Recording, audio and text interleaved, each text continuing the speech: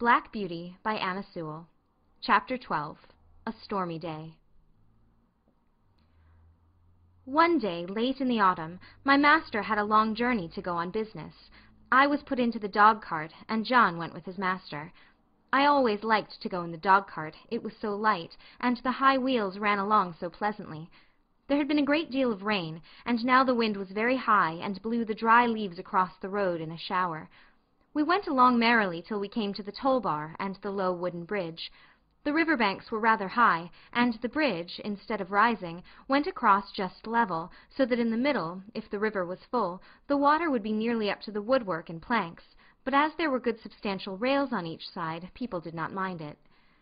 The man at the gate said the river was rising fast, and he feared it would be a bad night.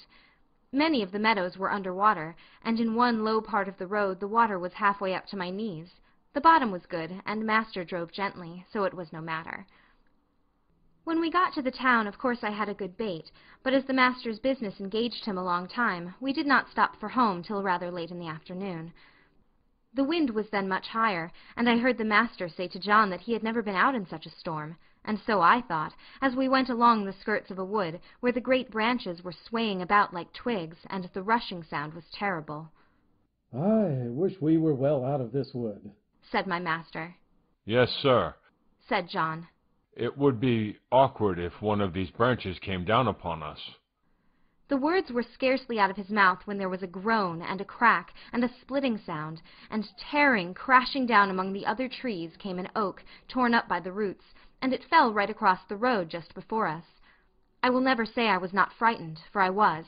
I stopped still, and I believe I trembled. Of course I did not turn round or run away. I was not brought up to that. John jumped out and was in a moment at my head. "That was a very near touch," said my master. "What's to be done now?"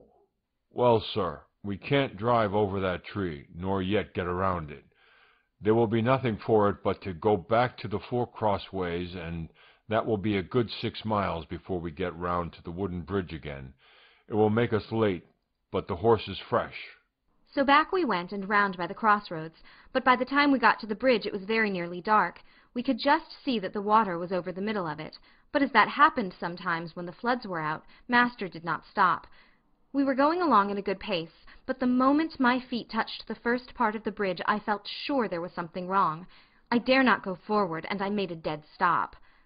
"Go on, Beauty," said my master, and he gave me a touch with the whip, but I dare not stir. He gave me a sharp cut. I jumped, but I dare not go forward. "There's something wrong, sir," said John, and he sprang out of the dog-cart and came to my head and looked all about. He tried to lead me forward. "Come on, Beauty, what's the matter?" Of course I could not tell him, but I knew very well that the bridge was not safe. Just then the man at the toll-gate on the other side ran out of the house, tossing a torch about like one mad. "Hoy, hoy, hoy! Hullo! Stop!" he cried. "What's the matter?" shouted my master. "The bridge is broken in the middle, and part of it is carried away. If you come on, you'll be into the river." "Thank God," said my master.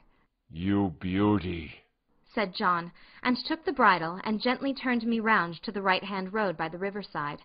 The sun had set some time. The wind seemed to have lulled off after that furious blast which tore up the tree. It grew darker and darker, stiller and stiller. I trotted quietly along, the wheels hardly making a sound on the soft road. For a good while neither master nor John spoke, and then master began in a serious voice. I could not understand much of what they said, but I found they thought, if I had gone on as the master wanted me, most likely the bridge would have given way under us, and horse, chaise, master, and man would have fallen into the river, and as the current was flowing very strongly, and there was no light and no help at hand, it was more than likely we should all have been drowned. Master said God had given men reason by which they could find out things for themselves, but he had given animals knowledge which did not depend on reason, and which was much more prompt and perfect in its way, and by which they had often saved the lives of men. John had many stories to tell of dogs and horses, and the wonderful things they had done. He thought people did not value their animals half enough, nor make friends of them as they ought to do.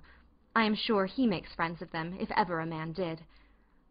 At last we came to the park gates, and found the gardener looking out for us. He said that mistress had been in a dreadful way ever since dark, fearing some accident had happened, and that she had sent James off on justice, the roan cob, toward the wooden bridge to make inquiry after us. We saw a light at the hall door and at the upper windows, and as we came up, Mistress ran out, saying, "Are you really safe, my dear?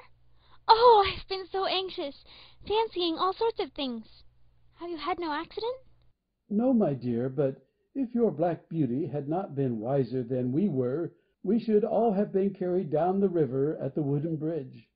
I heard no more, as they went into the house, and John took me to the stable. Oh, what a good supper he gave me that night, a good bran mash and some crushed beans with my oats, and such a thick bed of straw, and I was glad of it, for I was tired. End of chapter 12.